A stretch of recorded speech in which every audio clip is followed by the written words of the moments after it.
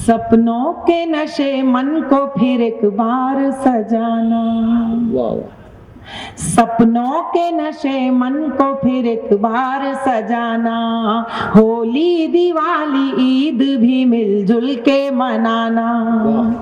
जो देश पर शहीद हुए उनकी याद में, जो देश पर शहीद हुए उनकी याद में, घर हो सके तो एक दिया तुम भी जलाना।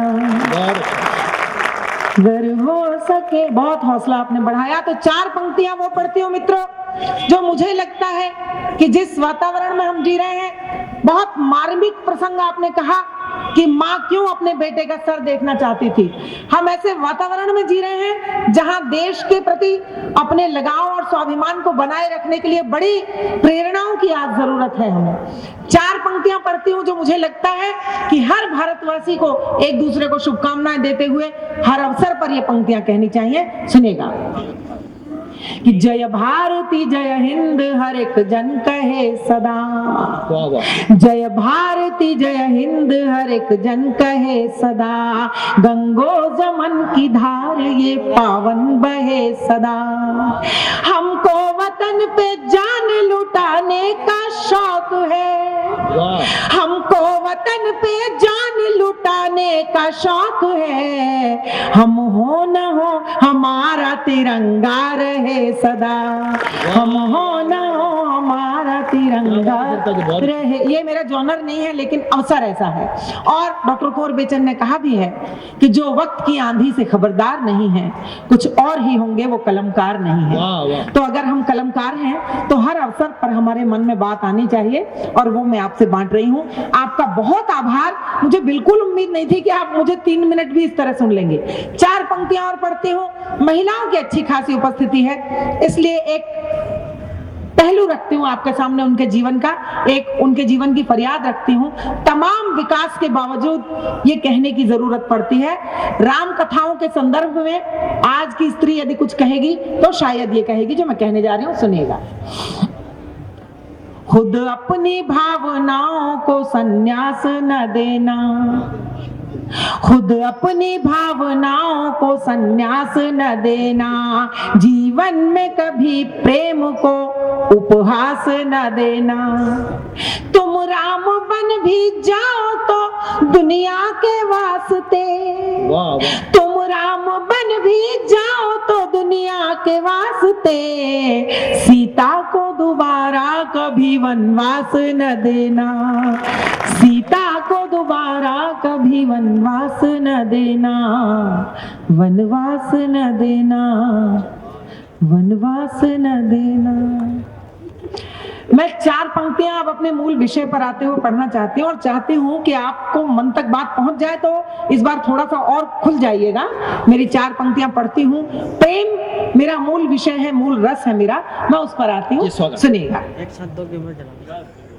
कि वो चांद का दीदार भुलाया नहीं जाता। क्या कहना है? वो एक हाथ इस बार खुल जाए अगर बात आपके दिल पर जाकर लगे थोड़ी सी। वो चांद का दीदार भुलाया नहीं जाता, फिर ईद का त्योहार भुलाया नहीं जाता। ताउम्र का सकता है चुभन बन के जिगर में, ताउम्र का सकता है चुभन बन के जिगर में, पहली नजर का प्यार भुलाया नहीं जाता, भुलाया नहीं। बहुत शानदार बाबा। बहुत बहुत शुक्रिया, धन्यवाद। बहुत आपने मन से सुन लिया।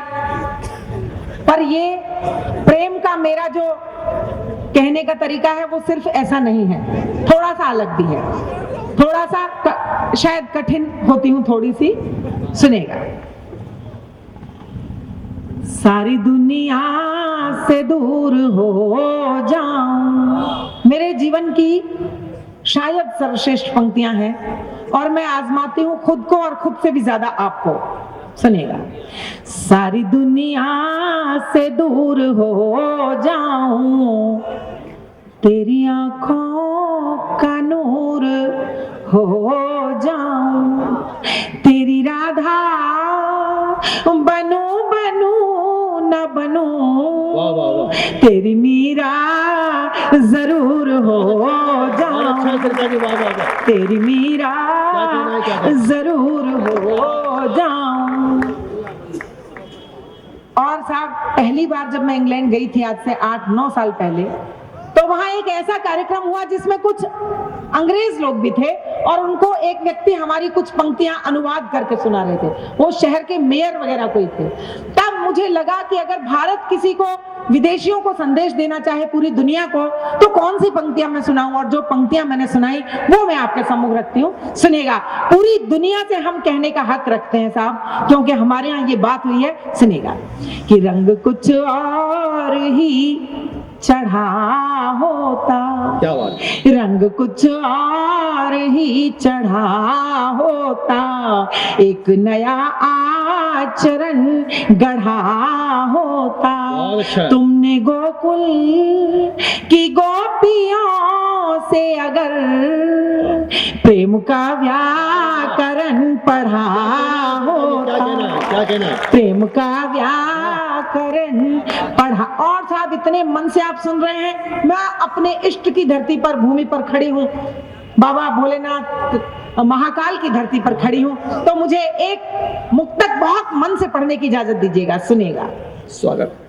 कि धर्म का अर्थ धाम से पूछो, वाह वाह, धर्म का अर्थ धाम से पूछो, प्रेम का अर्थ श्याम से पूछो। बहुत अच्छा। कितने मीठे हैं बेर शबरी के, पूछना है तो राम से बहुत पूछो। अच्छा सरकार जी।